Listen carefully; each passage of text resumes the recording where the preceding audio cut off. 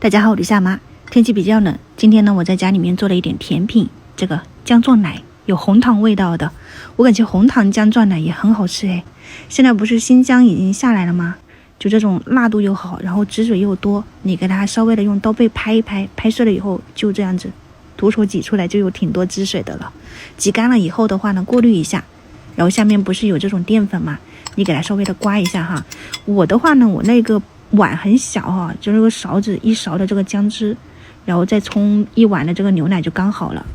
纯牛奶借用一下两姐妹的下午茶，回来以后就会直接喊饿，我就会给他们备一点这种很小装的迷你牛奶。它这种是水牛奶嘛，我觉得用它做出来的姜撞奶很好诶，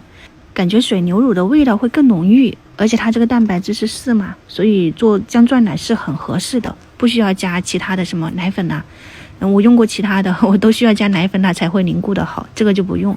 当然为什么要备这个呢？主要是它小，然后晚上回来就垫吧一下可以了，不用喝得太饱，不然吃不下晚饭了。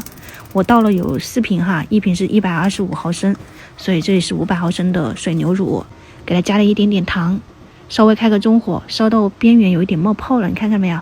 就是要开不开的那个状态，80度左右吧，就你摸一下哈，有点烫手的这个状态就可以了。然后你把那个姜汁搅拌一下，从高处冲进去，就不要摇了哈，就直接放到那个旁边，不用管它了，凝固个3-5分钟。然后剩下来一点的话呢，我想要给自己做一个这种红糖味道的，就再加了一点红糖进去，稍微的糖融化了以后哈，这个有点烧开了，所以我给它稍微的晾了一晾，同样是给它高处冲下去。今天的这个姜撞奶哈，就3分钟的时间，我还有点怕它凝固不好，不敢放勺子。其实你放上去，你看稳稳当当的。我一到冬天，这个手脚就有点冰，就适合喝这种姜撞奶。我以前在广东的时候啊，去甜品铺，姜撞奶是我必点的一道甜品。我喜欢吃它的味道，它是那种怎么说呢，有一点辣，又有点甜，还带有一点牛乳的这种香味。今天又做了红糖口味的，我感觉整个冬天我都会经常做。就喝完以后怎么说呢，感觉比原味的哈那个味道会更浓郁一些。